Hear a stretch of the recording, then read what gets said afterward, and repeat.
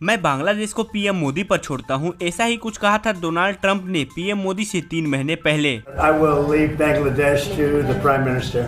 और आज ठीक 3 महीने बाद ट्रंप और पीएम मोदी का यह मुलाकात काफी सुर्खियों में है। एक और यूनुस सरकार को वहां की सेना प्रमुख लगातार चेतावनी दे रही है, तो वहीं दूसरी ओर जनता के साथ साथ तख्ता पलट में साथ देने वाले कथाकथित छात्र भी नाराज दिख रहे हैं। तो बांग्लादेश में बीते 3 महीनों में ऐसा क्या कुछ हुआ है जिससे वहाँ की राजनीति में उथल पुथल मची हुई है, और क्या मोहम्मद यूनुस इस्तीफा देकर पल्ला झाड़ना चाहते हैं? बात करेंगे इन सभी चीजों पे। उससे पहले बंगाल के मुख्य चुनाव आयोग ने आगामी चुनाव व शेख सेना की पार्टी अवामी लीग, जो फिलहाल तो बंगाल में बैन है और यह फ्यूचर में चुनाव लड़ सकेगी या नहीं लड़ेगी, इसे लेकर मीडिया से क्या बात की है। और साथ ही जानेंगे भारत ने पाकिस्तान के महापाखंड को दुनिया के सामने कैसे एक्सपोज किया है। और वीडियो के अंत में जानेंगे ट्रंप कैसे एप्पल कंपनी को चेतावनी देते हुए टैरिफ की धमकी देते हुए नजर आए हैं। तो दोस्तों, जैसा कि आप सभी जानते हैं, बांग्लादेश में सियासी संकट गहराने लगा है और मोहम्मद यूनुस की नेतृत्व वाली सरकार किसी भी वक्त गिर सकती है। और इस बीच सरकार के मुखिया मोहम्मद यूनुस रिजाइन देने पर भी विचार कर रहे हैं। और यही नहीं, बांग्लादेश में संकट का अंदाजा इस बात से लगाया जा सकता है कि सेना प्रमुख जनरल उकर उज्जमान ने कथित तौर पर यूनुस को सीधे चेतावनी तक दे डाली है। और इसके अलावा मोहम्मद यूनुस अल्पसंख्यकों के खिलाफ हिंसा समेत तमाम मसलों पर चौतरफा घिरते दिख रहे हैं। और ये सब प्रधानमंत्री नरेंद्र मोदी और अमेरिका के राष्ट्रपति ट्रंप की मुलाकात के महज 3 महीने बाद होता दिख रहा है। आप सभी को याद होगा, बांग्लादेश में जब सत्ता का तख्ता पलट हुआ था, तब से मोहम्मद यूनुस भारत के खिलाफ साजिश रचने की कोशिश में जुटे हुए हैं। यही नहीं, देश में हिंदू समुदाय के खिलाफ हो रही हिंसा पर भी उन्होंने अंकुश नहीं लगाया, जिसका भारत ने तो कड़ा विरोध जताया ही था। और इस बीच प्रधानमंत्री मोदी ने इस साल अमेरिका की यात्रा के दौरान राष्ट्रपति ट्रंप से बांग्लादेश की हालातों पर चिंता जाहिर की थी, जिसके बाद ट्रंप ने भारत को खुली छूट दे दी थी। और ठीक 3 महीने के भीतर ही बांग्लादेश में यूनुस सरकार घुटने टेकने पर मजबूर हो रही है। तो दोस्तों, आपको याद होगा, फरवरी 2025 में ट्रंप के राष्ट्रपति बनने के बाद पीएम मोदी अमेरिका पहुंचे थे। इस दौरान वहां उपस्थित एक पत्रकार द्वारा बांग्लादेश में उस वक्त चल रही स्थिति पर अमेरिका की भूमिका को लेकर सवाल किया था, जिस पर उस वक्त ट्रंप ने तो अमेरिका के डीप स्टेट का हाथ होने से इनकार कर दिया। पर वहीं उन्होंने कहा कि मैं बांग्लादेश को पीएम मोदी पर छोड़ता हूं। और इस घटना के ठीक 3 महीने बाद आज मोहम्मद यूनुस रिजाइन देने पर विचार कर रहे हैं। और इस बात की पुष्टि वहां के छात्रों के नेतृत्व करने वाली नेशनल सिटीजन पार्टी के संयोजक ने की है। और ये खबर ऐसे समय में देखने को मिल रहा है जब यूनुस सरकार और सेना प्रमुख आमने सामने आते दिख रहे हैं। चाहे बांग्लादेश में जल्द चुनाव कराने का मसला हो या फिर म्यांमार के रखाइन प्रांत में मानवीय गलियारा बनाने का ही मुद्दा क्यों न हो। इस बीच वहां के सेना प्रमुख ने साफ शब्दों में दिसंबर तक चुनाव कराने की इच्छा जताई है। और रखाइन प्रांत में मानवीय गलियारे को लेकर यूनुस सरकार को रोक टोक समझाते हुए कहा कि सिर्फ निर्वाचित सरकार ही देश की भविष्य की दिशा निर्धारित करने के संबंध में निर्णय ले सकती है, न कि यूनुस की अंतरिम सरकार। और सेना प्रमुख के इस बयान के बाद अंतरिम सरकार के राष्ट्रीय सुरक्षा सलाहकार खलीलुर रहमान के द्वारा कहा गया कि किसी भी तरह के गलियारे की बात हमने किसी से नहीं की है।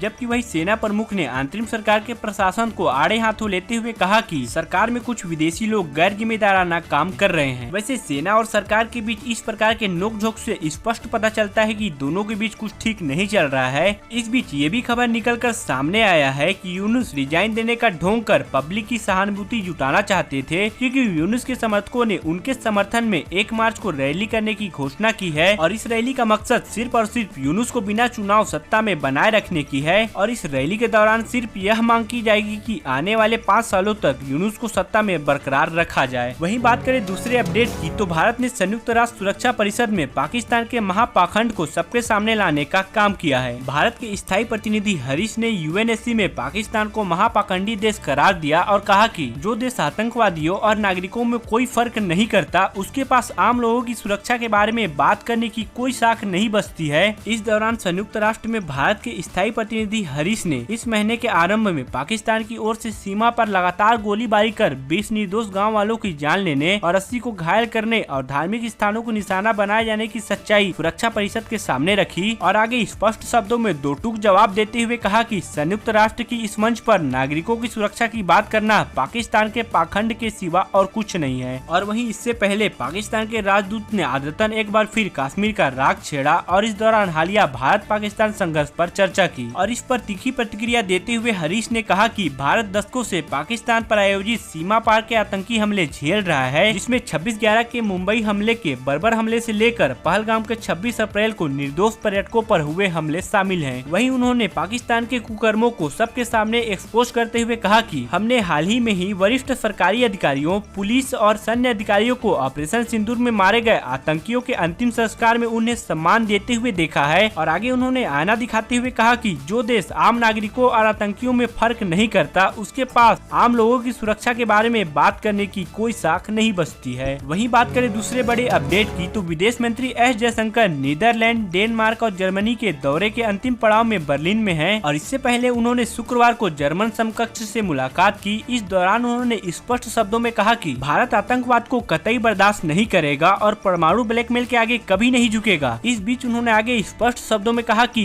भारत पाकिस्तान से केवल द्विपक्षीय तरीके से ही निपटेगा और इस मामले में किसी भी तरफ से कोई भी भ्रम नहीं होनी चाहिए। इस बीच एक बड़ा अपडेट सामने आया है। अमेरिकी राष्ट्रपति ट्रंप ने एक बार फिर एप्पल को सीधी धमकी देते हुए 25% टैरिफ लगाने की बात कही है। उन्होंने एप्पल कंपनी को चेतावनी देते हुए और धमकाते हुए एक पोस्ट किया और लिखा कि मैंने बहुत पहले ही एप्पल के टिम कुक को इस बारे में बता दिया था और मुझे उम्मीद है कि संयुक्त राष्ट्र अमेरिका में बेचे जाने वाले सभी आईफोन का निर्माण संयुक्त राष्ट्र अमेरिका में ही किया जाए, न कि भारत या किसी अन्य स्थान पर। उन्होंने आगे स्पष्ट शब्दों में चेतावनी देते हुए कहा कि अगर ऐसा नहीं होता है तो एप्पल कंपनी को कम से कम 25% टैरिफ का भुगतान करना होगा। वैसे आप सभी देश दुनिया की तमाम बड़ी खबरों से जुड़े रहने के लिए और खुद को अपडेटेड रखने के लिए चैनल को सब्सक्राइब जरूर कीजिएगा।